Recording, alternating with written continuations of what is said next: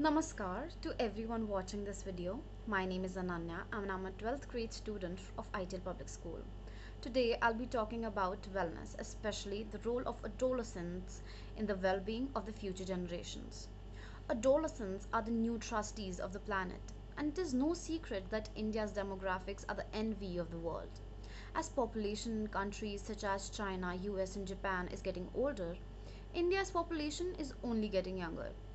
So think about it. If we are able to sensitize adolescents about not just physical well being but mental well being, we can be assured that humanity will thrive.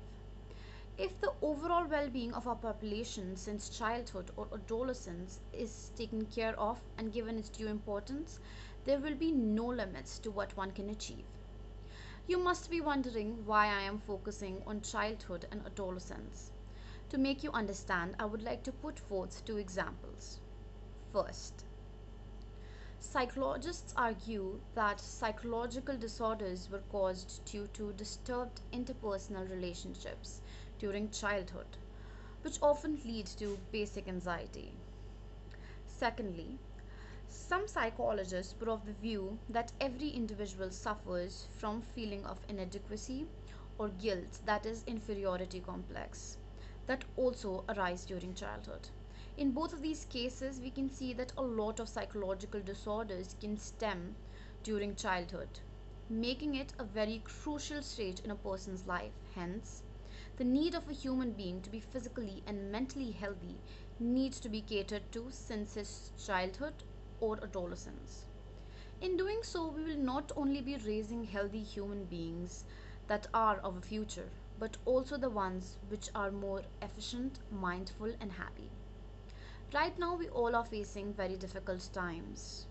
One of the biggest issues that we are facing is not the pandemic itself, but the fear and the negativity that it brings along with it.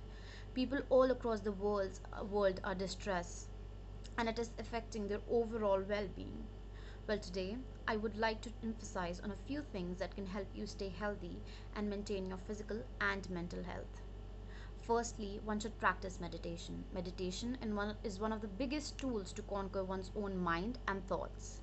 Secondly, one should take out some time daily to move around a little and exercise. Thirdly, we need to go offline. We need to stop checking our phones again and again to check on updates of the virus.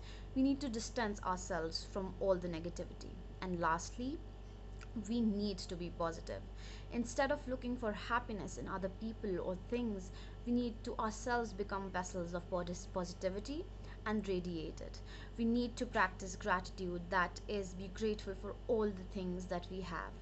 Thank you for watching this video. Stay healthy and stay safe.